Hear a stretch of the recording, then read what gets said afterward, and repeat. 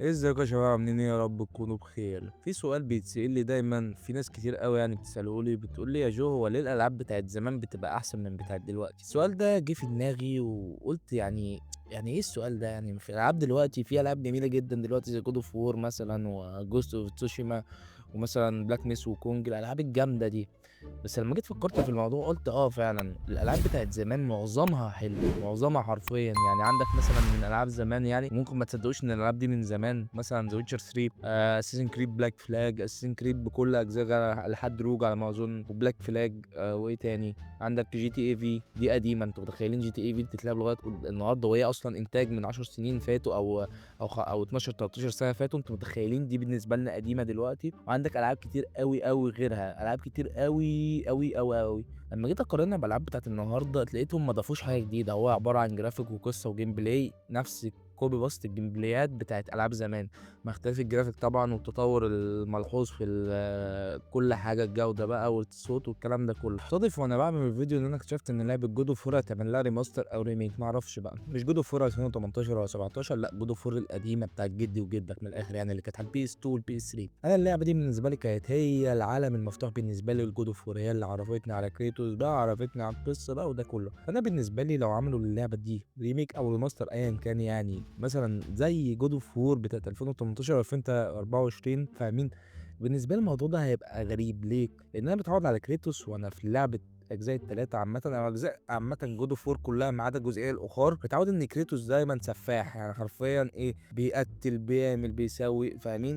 بالجرافيك القديم، بطريقه اللعب القديمه، بكل حاجه قديمه، كانت اللعبه دي عجباني. فانا اللي عامل لها ريماستر او ريميك ده لازم تغير حاجات كتير قوي، منها مثلا القصه. هتقول لي بقى ازاي؟ اقول لك القصه بتاعت جود اوف وور هتتعدل بسبب ان حصل وجرى وسوى، بيعملوا كده عامه سوني في كل العابهم، لما يعملوا ماستر لحاجه بيغيروا القصه او مثلا منظور، زي مثلا ريزدنت ايفل 4 اصلا غيروا يعتبر المبات، متخيلين؟ فالموضوع بالنسبه له جود اوف وور هيبقى نسبي، يعني هل هيعرفوا يظبطوا الدنيا ولا زي ريزدنت ايفل 4؟ انا ما اعتبرتش ريزدنت ايفل 4 ريميك الصراحه او ريماستر حتى، او اصلا دي لعبه جديده، فاهمين؟ انا اعتبرتها نسخه محدثه من اللعبه القديمه، مع اختلاف شويه حاجات مش ملحوظه اصلا، فاهمين؟ هم حرفيا ضافوا جرافيك، يعني حرفيا ده الاختلاف اللي انا شفته في ريزدنت ايفل 4 العاديه و 4 الريميك، ضافوا جرافيك بس مش اكتر. وانا جاي بقلب في الاستورج القديمه بتاعت الالعاب، لقيت لعبه اسمها اميزنج سبايدر مان 1 و 2. اللعبه دي بالنسبه لي كانت هي امتع بالنسبه لي الصراحه من مارفل سبايدر مان. ليه؟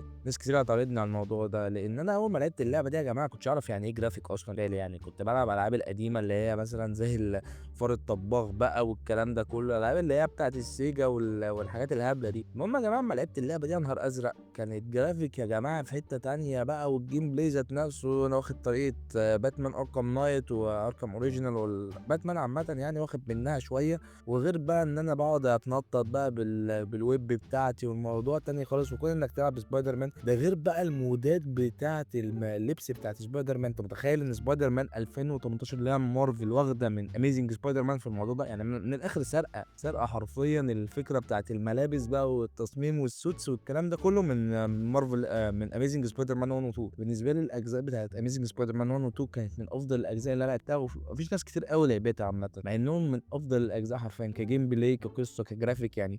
مع ان جرافيك 2013 ما كانش يقارن بمارفل 2018 2017، بس نفس الوقت انا لو قارنوني ما بين اللعبه دي او اللعبه دي ان انا العبها، هلعب القديمه. ليه؟ لان انا بحس ان اللعبه القديمه فيها روح، لكن الجديده انت حرفيا بتحشي وجايب لي طريقه لعب، واخد بالك؟ ما مش عارفها ازاي ولا الكلام ده كله. انا واحد بحب القديم، مش قديم اللي هو قديم كلعب وكده، لا، قديم قديم بس جولد، فاهمين؟ اللي هو الحاجه القديمه بس الجامده، منهم لعبه سبايدر مان 1 و 2. انصح اي حد يلعبهم، لعبتين اصلا انتم مش هتتخيلوا ان هما اللعبتين على بعض 1 و 2 ما يكملوش ال 20 جيجا على ما اظن. انا على ما اظن سبايدر مان 1، اميزنج سبايدر مان 1 كانت 8 جيجا، انت متخيل؟ وبرده من الالعاب القديمه اللي انا بحبها قوي قوي قوي قوي، لعبه اساسن كريد بلاك فلاج وروج. الاتنين دول بالنسبه لي كانوا من اعظم، او هم بالنسبه لي اعظم سلاسل اساسن كريد، جيم بلاي، ككل حاجه، كقصه، بص حرفيا انت اساسن فشيخ، اساسن فشيخ. انت بتقعد تقتل في الناس بقى، واخد بالك؟ وباركور يا لهوي، وبتطلع على السفينه وتقعد تامرك يا لهوي. حرفيا في العاب اساسن كريد الجديده يا جماعه انا مش بلاحظ الحاجات دي، يعني المتعه بتاعت القديمه، واخد بالك؟ والجرافيك بتاعها يعني اي نعم قديم، بس جميل، فاهم؟ مش هتحس إنك واخد بالك متضايق وأنت بتشوف الجرافيك ده، لأ هتقول إيه الجمدان ده، شكل البحر حلو واخد بالك، وفي Assassin's Creed Rogue يا جماعة بيواجهوا بعض بالسفن واخد بالك، السفينة بتعمل يعني حرفيًا كأن السفينة ليها gameplay لوحدها، أنت متخيل؟ بتقعد تضرب بقى وبتغزي سفن تانية بقى وبتاخد بضاعة وكده، يا لهوي! الموضوع ده افتقدته جدًا في Assassin's Creed الجديدة عامةً، افتقدت البحر عامةً الصراحة يعني. وبالنسبة بقى لألعاب الرعب بالنسبة لي ما فيش غيرها بالنسبة لي الصراحة Outlast عامةً 1 و2 دي بالنسبة لي الجديدة، لكن 1 يا جماعة يا نهار أزرق! يعني عايز أعمل قصة Outlast عامةً، لازمًا أختمها من الأول تاني لأن أنا نسيت القصة، بس يا جماعة حرفيًا الvibes بتاعة Outlast يا لهوي! موت، موت حرفيًا يعني أنا لعبتها مرتين، أنا متأكد إن أنا لو لعبتها تاني هاخاف، فأنا أحط السماعة في وداني وأطفي النور خلاص كده أنت دخلت عالم الجن والشياطين، مع إنها لعبة رعب نفسي بقى ولا لها دعوة بالعفاريت بقى ولا جهنم ولا الكلام ده رعب نفسي، حرفيًا أنت بتتحط في مستشفى مجانين، شوف أنت بقى هتعيش إزاي، فاهمني؟ قصتها جميلة جدًا يا جماعة الجيم بلاي يا لهوي! أنا يا جماعة لمّا كنت بالعب اللعبة دي كنت باحس نفسي فاهمين اللي هو محقق كونان في نفسي حرفيًا، ده والجرافيك بقى والغول اللي قصادكم ده اللي أنتم شايفينه ده يا جماعة يا نهار أزرق! كنت باخاف فشخ، حرفيًا أنا لو لعبتها تاني هاخاف، أي نعم Outlast 2 ما لهاش نفس الvibes بس فيها نفس الرعب يعتبر يعني الرعب النفسي، لكن كجيم بلاي لو سألت واحد هيلعب Outlast 1 والّا 2 تخيل إن هو يقول لك 1 يعني ليه؟ بسبب الvibes بتاعتها، الأماكن، شكل الحاجات. Outlast 2 على ما أظن يعني ما خدتش الصيت الحاجات دي كلها أو Trial حتى Trial اللي هي لسه نازلة ولسه ما نزلتش على ما أظن بالكامل، ما خدوش نفس الصيت بتاع Outlast 1 يعني أي حد حرفيًا تسأله على Outlast يفتكروا Outlast 1 على طول، ولا 2 ولا 3 عامةً هيفتكروهم، لكن 1 هي اللي ثبتت مع الناس بسبب القصة بتاعتها، بسبب الgameplay، بسبب الأصوات الجميلة جدًا، بسبب sounds effect بتاعة كل شخصية، بسبب الأب مارتن بقى وكل الكاركترز اللي كانت في اللعبة دي حرفيًا فشيخة. وآخر لعبة هاتكلم فيها هي لعبة شوتر، وبالنسبة لي دي كانت من أول الألعاب اللي أنا لعبتها كشوتنج وكده وأونلاين كانت لعبة كروس فاير.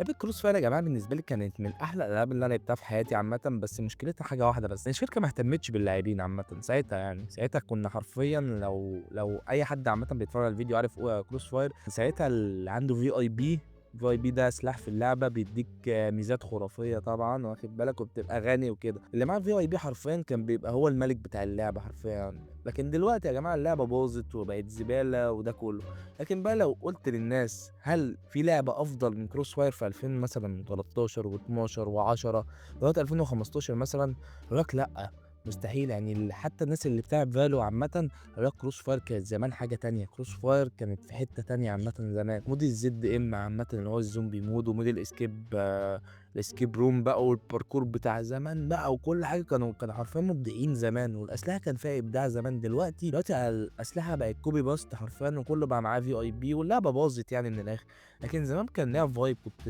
باهرب من الدروس أنا الصراحة يعني وأروح أقعد على الaccount بتاعي وأقعد ألعب بيه. مع إن ما كانش في أي حاجة ولا VIP ولا أي بتنجان، بس أنا كنت بابقى مبسوط عامةً وأنا بالعب مثلًا فاهمني، وبالعب مع أصحابي فاهمين، الجرافيك حرفيًا من 2008 لغاية دلوقتي ما اتغيرش، ممكن يبقى اتحسن شوية بس مستحيل يكون اتغير فاهمين، هو بس اللي هتلاقوه اتغير في Crossfire الواجهة بتاعتها، ولكم أن تتخيلوا إن الناس حبِّت الواجهة القديمة بتاعة 2008 أكتر من الواجهة بتاعة 2025 أو 26 وأنا من الناس دي الصراحة يعني. أنا قررت إن أنا أكلمكم شوية في الألعاب القديمة والجديدة فاهمين، عشان نسترجع النوستالجيا والكلام ده كله، وإن شاء الله ممكن أتكلم في ألعاب تانية كتير أوي بالطريقة اللي أنا باتكلم فيها دلوقتي، فأنت لو عندك لعبة حلوة كانت زمان وقارنتها بلعبة دلوقتي يا ريت تكتب لي في الكومنتات تحت على اللعبة دي، ممكن أكون أنا نسيتها وكده كده هنعمل أجزاء تانية بإذن الله، وهندردش مع بعض في الألعاب وهندردش مع بعض في كل حاجة، دي كانت الفيديو بتاعنا يا ريت تعمل لايك وشير وسبسكرايب ويلا بيس.